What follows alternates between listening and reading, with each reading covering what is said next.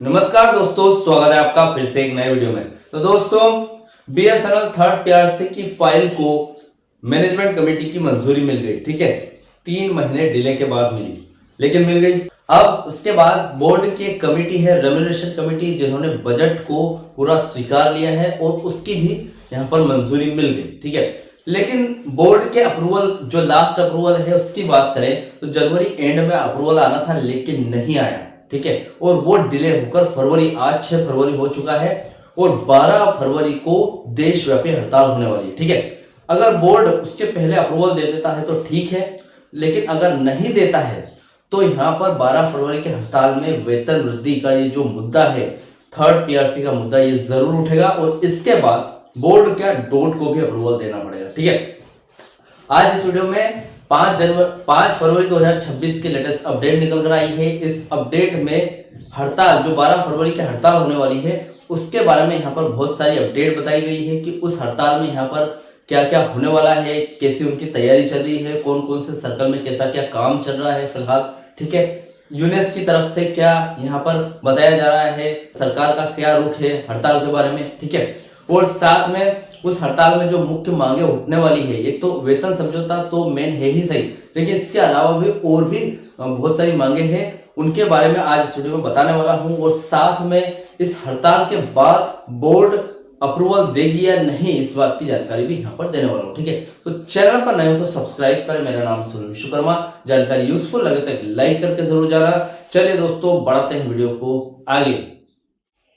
इस पूरी खबर की जड़ ये है कि बीएसएनएल कर्मचारी महसूस कर रहे हैं कि उनके साथ भेदभाव हो रहा है। ठीक है, तैयारी का स्तर क्या है अभी वो देख लेते हैं। ये जो तैयारी है ये दिल्ली में ही नहीं बल्कि जिला स्तर, जो कि डिस्ट्रिक्ट स्तर है, सर्कल स्तर के छोटे छोटे ऑफिस में भी मीटिंग्स हो रही है। ठीक है, इसको लेकर पीआरसी को लेकर, उसके बाद मजदूर वर्ग के जो 4 नए लेबर कोड आए हैं उनके खिलाफ यहाँ पर मीटिंग्स हो रही है। क्योंकि जो 12 फरवरी की हड़ताल है, ये इसमें सिर्फ एक ही मुद्दा नहीं उठेगा, बहुत सारे मुद्दे उठेंगे। 19 यूनियन एक साथ मिलकर ये देशव्यापी हड़ताल करने वाली है। ठीक है, स्थानीय भाषा का महत्व बताऊं आपको तो इस बार खास बात यह है कि मुख्यालय यानी कि CHHQ के आदेशों का इंतजार करने के बजाय कर्मचारियों ने खुद पर्चों का अपनी भाषा से, जैसे कि तमिल हो गई, बंगाली हो गई, हिंदी हो गई, में अनुवाद किया है। इसका मतलब यह है कि विरोध की आग जमीनी स्तर तक पहुंच चुकी है। ठीक है, यानी कि हड़ताल होने वाली है, इसके पर्चे बनाए हैं और पर्चे बांट रहे हैं, तो वो जहां पर जैसी स्थानीय भाषा बोली जाती है उसी पर्चे उसी में कन्वर्ट करके उसी भाषा में यहाँ पर बांट रहे, ताकि हर एक कर्मचारी को ये समझ में आए कि हड़ताल किस आधार पर हो रही है। ठीक है, एकजुटता की बात करूं तो देखिए, आसनसोल की मीटिंग में रिटायर्ड कर्मचारी, जो पेंशनर्स है, और ठेका मजदूरों यानी कि जो कॉन्ट्रैक्ट वर्कर्स है का शामिल होना यह दिखाता है कि समस्या केवल सैलरी की नहीं है बल्कि पूरे विभाग की कार्य प्रणाली की है, यानी कि मैनेजमेंट कमेटी है। ठीक है, वो जो काम करती है तो वो सही ढंग से नहीं कर रही है, हिसाब से देखा जाए तो। ठीक है, तो ये सिर्फ बात यहाँ पर सैलरी की नहीं है, ठीक है, पूरी कमेटी की है, तो इसलिए यहाँ पर यह हड़ताल करना जरूरी है। सेकंड पॉइंट है कि हड़ताल की मुख्य मांग क्या है, यानी कि एक तो थर्ड पीआरसी तो मेन मुद्दा हो गया, इसके अलावा और क्या क्या डिमांड कर रहे हैं कर्मचारी या फिर 12 फरवरी 2026 की अखिल भारतीय हड़ताल के पीछे कुछ कारण है। पहला कारण तो थर्ड पीआरसी लागू करना है, जो कि 1/1/2017 से पेंडिंग है। तीसरे वेतन संशोधन को तुरंत लागू किया जाए। ठीक है, पहली मांग हो गई। उसके बाद दूसरी मांग है पे अनोमलीज हो रही है, यानी कि पुराने वेतनमानों में जो गड़बड़ियां हुई है उन्हें दूर किया जाए ताकि जूनियर और सीनियर के वेतन में सही तालमेल रहे। ठीक है, ये दूसरी मांग हो गई। उसके बाद तीसरी मांग है 4G और 5G का पूर्ण रोल आउट, 4G का रोल आउट पूरा नहीं हुआ है, 5G लॉन्च नहीं हुआ है, तो इसके बारे में बताया गया है कि बीएसएनएल को जल्द से जल्द पूरी क्षमता के साथ 4G और 5G सेवा शुरू करने दी जाए, ताकि कंपनी निजी कंपनियों जैसे कि जियो हो गया, एयरटेल हो गया, इनका मुकाबला कर सके। ठीक है, ये तीसरी मांग है।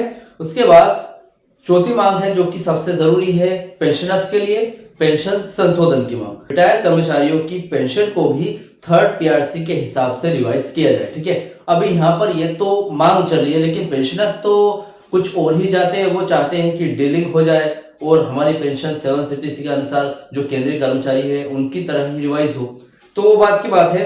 अभी फिलहाल यहाँ पर मांग डिमांड ये है। उसके बाद चौथी डिमांड है श्रम संहिता को विरोध, जो कि 4 नए लेबर कोड्स के बारे में है। जैसे कि सरकार द्वारा लाए गए 4 नए लेबर कोड का विरोध, जो कर्मचारियों के अनुसार उनके यूनियन बनाने और हड़ताल करने के अधिकार को कमजोर करते हैं। ठीक है, उसके बाद यहाँ पर 5वां पॉइंट है, यानी कि 5वीं डिमांड है अनुकंपा नियुक्ति योजना। ड्यूटी के दौरान जान गंवाने वाले कर्मचारियों के परिजनों को नौकरी कंपेंसेशनेट ग्राउंड अपॉइंटमेंट देने की प्रक्रिया का बहाल करना, यानी कि इसको छोड़ना है। ठीक है, तो ये 5 पॉइंट है। ये 5 पॉइंट के आधार पर 12 फरवरी की जो देशव्यापी हड़ताल वो चलेगी। ठीक है, अब देखते हैं क्या कुछ हो पाता है, उस हड़ताल के बाद ही पता चलेगा।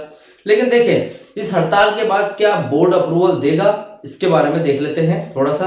पहली बात तो यह है कि अफोर्डेबिलिटी क्लॉज, जो कि सबसे काफी टाइम से एक तरीके से रुकावट है। ठीक है, सरकार का नियम यह है कि वही पीएसयू वेतन बढ़ा सकते हैं जो मुनाफे में हो। यूनियन का तर्क है कि बीएसएनएल का घाटा सरकार की गलत नीतियां जैसे कि 4G स्पेक्ट्रम में देरी के कारण हुआ है, कर्मचारियों की वजह से नहीं। ठीक है, मतलब जो भी फैसला लिया गया था बीएसएनएल मैनेजमेंट के द्वारा या फिर बीएसएनएल जो सरकार बीएसएनएल को चलाती है उनके द्वारा 4G को जिस चीज की जरूरत थी 4G रोल आउट करने में, तो वो आसानी से उपलब्ध नहीं करवा पाई सरकार। ठीक है, मतलब उसके लिए कहा गया कि आप देसी 4G यूज करो, देसी तरीके से हम यहाँ पर देसी 4G बनाएंगे। तो इसलिए यहाँ पर क्या है, अदर जो कंपनी है वो विदेशी चीजों को यूज करते हुए आगे निकल गई।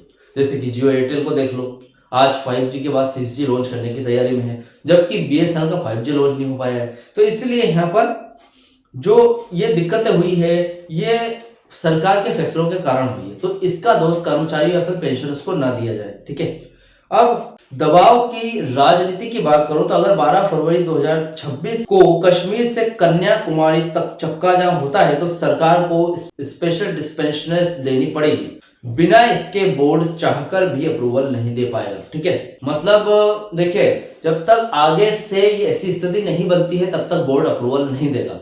ऐसी स्थिति बनानी पड़ेगी, दबाव की स्थिति बनानी पड़ेगी, तभी बोर्ड अप्रूवल देगा। ठीक है, कुल मिलाकर बात कहूं तो ये जो हड़ताल है बोर्ड को यह दिखाने के लिए है कि कर्मचारी अब और इंतजार करने के लिए नहीं रहे, यानी कि इतना धैर्य खो चुके हैं, नहीं है इतना, मतलब इतना सब्र नहीं रख सकते हैं।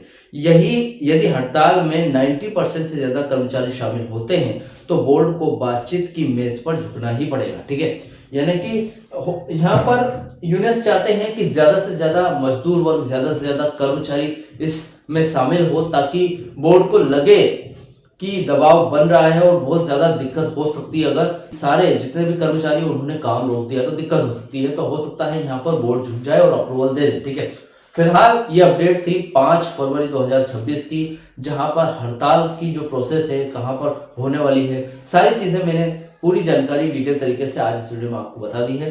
तो इस वीडियो से रिलेटेड, इस जानकारी से रिलेटेड जो भी आपके डाउट क्वेश्चन वगैरह हो मुझे कमेंट बॉक्स में कमेंट कर सकते हैं। वीडियो अच्छा लगा तो वीडियो को लाइक कमेंट से जरूर करें। मिलते हैं दोस्तों नेक्स्ट वीडियो में। सी यू सून।